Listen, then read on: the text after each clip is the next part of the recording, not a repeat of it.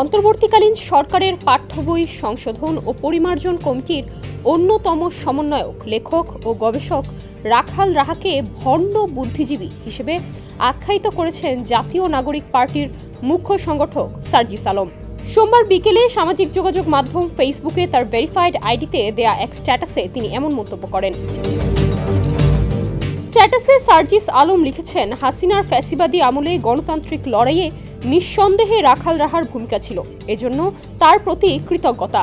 একই সঙ্গে তিনি লিখেছেন, কিছুদিন পূর্বে তিনি আল্লাহ এবং নবী সাল্লাল্লাহু আলাইহি ওয়াসাল্লাম প্রসঙ্গে যে লাইনগুলো লিখেছেন সেজন্য তার প্রতি তীব্র ঘৃণা।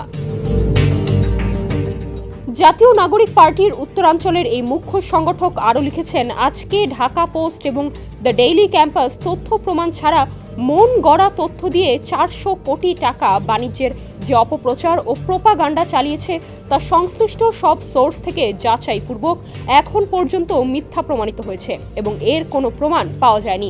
তাই এই বিষয়কে কেন্দ্র করে রাখাল রাহাকে নিয়ে বলা কথাগুলো আমি এক্সপাঞ্জ করছি এবং দুঃখ প্রকাশ করছি। তিনি লিখেছেন, তবে ঢাকা পোস্ট এবং the daily campus news house হিসেবে রাখাল রাহা এবং গাজী সালাউদ্দিন তানভীরের নামে তথ্য প্রমাণ ছাড়া প্রোপাগান্ডা ছড়িয়ে যে মানহানির ঘটনা ঘটিয়েছে, আমি উনাদের দুজনের জায়গায় হলে এই দুই নিউজ হাউসের শেষ দেখে ছাড়তাম। এদের মতো কিছু অপেশাদার নিউজ হাউস মানুষের আত্মসম্মানের কথা বিন্দু মাত্র চিন্তা না করে ব্যক্তি ও গোষ্ঠী কেন্দ্রিক স্বার্থ সার্ভ করে। এদের উপযুক্ত শিক্ষা হওয়া সময়ের দাবি। না হয় একসময় ব্যক্তি কিংবা প্রতিষ্ঠানগুলোকে ধীরে ধীরে আত্মসম্মানের ভয়ে এদের কাছে জিম্মি হয়ে যেতে হবে, আর এরাও লাই পেয়ে মাথায় উঠে বসবে। এনসিপির এই নেতা আরও লিখেছেন, শুনতে তিতা হলেও একটা কথা বলি, টাকা দিয়েও এমন অনেক নিউজ করানো যায়, শব্দ আর বাক্যের খেলা খেলানো যায়।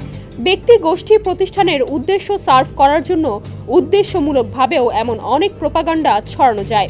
একটা নিউজ দিয়েই যদি আমাদের মতো এতটা হুজুগে পরিবেশ তৈরি করা যায় তবে সাবধান।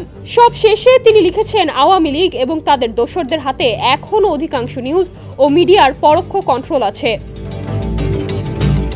ডেস্ক রিপোর্ট, সমকাল।